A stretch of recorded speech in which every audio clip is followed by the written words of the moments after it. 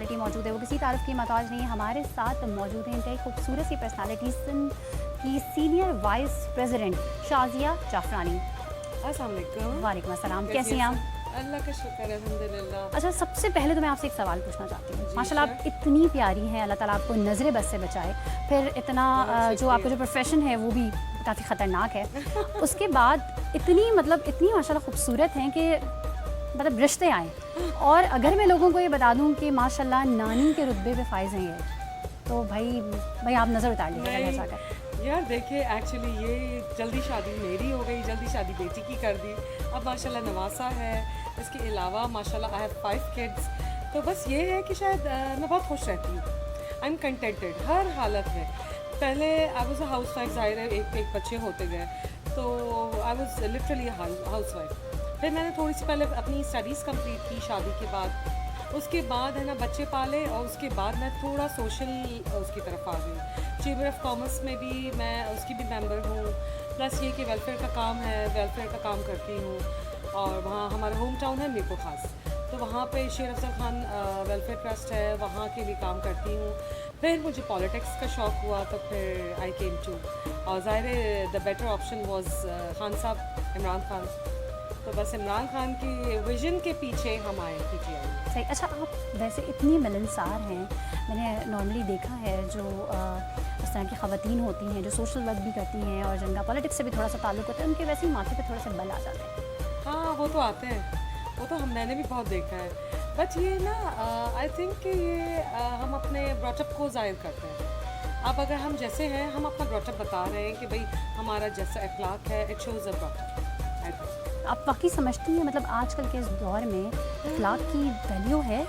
नहीं, देखिए जो हम बाय फेस मैं तो रिकग्नाइज़ कर लेती हूँ कि एक ख़ानदानी बंदा होगा ना, वो अलग ही नज़र आएगा। तो इतनी आई थिंक कि ना वैसे भी हमारी MNAs MPAs है, उसमें भी कुछ बहुत डाउन टू अर्थ है। मैं आपको बता नहीं सकती कि जब मैं बल्दियात से आई हूँ PTI में ना, बल्दियात थे 2015 में। तो उस वक्त जो हमारे अपोजिशन लीडर हैं फिरदौस शमीम नकवी, वो हमारे घर उनका आना जाना काफ़ी था, तो उन्होंने बड़ा इंसिस्ट किया। उन्होंने कहा नहीं, मैं आपको रिजर्व सीट पे काउंसलर बनाऊंगा। ऐसे नहीं, मैं सर्वाइव नहीं कर सकती पॉलिटिक्स का, ज़ाहिर है थोड़ा सा डिफरेंट माहौल होता है। बट वो मेरे गॉडफादर की तरह है, उन्होंने मुझे इतना हेल्प आउट किया हर कदम पे। अभी भी मुझे असिस्टेंस लेनी होती है या फिर कोई भी मशवरा, हेलो फिरदौस भाई, अच्छा अब क्या करूँ, अब क्या करूँ। अब ज़ाहिर है मुझे अब तंजीम में तो फिर ओहदे मिलते गए। फिर कराची कैबिनेट में थी, फिर मैं सिंध की कैबिनेट में अब सीनियर वाइस प्रेसिडेंट हूँ। बल्दियात के हवाले से मेरा अक्सर मेयर से भी वो होता है, वसीम अख्तर से। इन सब से मेरा कोऑर्डिनेशन फिरदौस भाई नहीं कर रहा है। सही। अच्छा, एक वो जो नारा बीच में अभी फ़रोग़ पा रहा था, मेरा जिस्म मेरी मर्ज़ी, आप क्या कहती हैं इस हवाले से? नहीं, मैं टोटली इनके खिलाफ हूँ। ना हमारा जिस्म हमारी मर्ज़ी है, अब देखें ना, कोरोना ने हमें क्या ज़ाहिर किया है। कोरोना ने यही बताया है कि मर्ज़ी सिर्फ अल्लाह ताला की है, और सिर्फ अल्लाह ताला के हुक्म से। देखिए मैं वो हूँ, मैं कोई इतनी आई मीन लिबरल ही मुझे कहेंगे आप, लेकिन एटलीस्ट हमें अपनी वैल्यूज़ का ख्याल रखना चाहिए। अपनी रिवायात का हमें पता है। का एजेंडा है, ये नॉन मुस्लिम्स का एजेंडा है, जो कि यहाँ सो कॉल्ड आज़ाद औरतें इन्होंने इसे अपनाया है। बट मैं इसके खिलाफ। अच्छा, जो ख़वातीन घर से निकल के बाहर काम करना चाहती हैं, उनको कोई मैसेज देना चाहेंगी, कोई टिप देना चाहेंगी? हाँ, बिल्कुल मैसेज देना चाहूँगी। देखिए ना, जैसे बेनज़ीर है, शमीन उबैद चुनौए है, विकी सेदी है। देखिए, it is not easy to step, मेरे लिए it was not easy for me to step into politics. तो यानी वर्किंग वुमेन के लिए मैं समझती हूँ बिल्कुल आसान नहीं होता कि भाई हमें ऑब्वियसली घर वालों को जवाब देना होता है, लेकिन हिम्मत ना हारें और अपनी ज़िंदगी का कोई मोटो रखें। देखिए, अल्लाह ताला ने भी कहा है ना कि थोड़ा हम आगे बढ़ने की जुस्तजू करें। हम क्यों सिर्फ घर में ही, एक अगर हाउस वाइफ है तो वो क्यों कुछ नहीं कर सकती। मैं एज अ हाउस वाइफ, मैं माशाल्लाह घर में बाहर, और वैसे भी मैं बहुत सोशलाइजिंग है मेरी, वैसे भी हम लोग का फ्रेंड्स का मिलना मिलाना ये सब कुछ। लेकिन आप तमाम जिम्मेदारियाँ पूरी करती हैं ना, घर का टाइम घर को देती हैं, बाहर जो भी एक्टिविटीज़ होती हैं उस हवाले से उनको जितना टाइम चाहिए होता है वो, यानी बैलेंस करके आप चलती हैं। लड़कियों की पढ़ाई कितनी ज़रूरी है? बहुत ज़्यादा। देखिए, मेरी माय डॉटर ना शी डिड CA इंटर, उसके बाद जब तक उसको MBA की डिग्री नहीं मिली ना, मैंने उसकी शादी नहीं की। और अभी भी my second daughter she is doing MBBS। तो मैं समझती हूँ कि जहेज़ के साथ आप बेटी को एक डिग्री के साथ रवाना करें। ये अल्लाह बेटर जहेज़ है। ये बेटर जहेज़ है, और जितनी इस्तात है वो हम देते ही हैं। लोगों का ये जो कॉन्सेप्ट होता है, लड़की की तो शादी हो जानी है, उसने तो पढ़ाई घर चला जाना है, इसको पढ़ा के क्या करना है, बस वो इसलिए पढ़ाते रहते हैं कि जैसे ही बीच में अच्छा रिश्ता है फौरी तौर पर जो है वो उसकी शादी। मैं me too, I belong to a feudal family.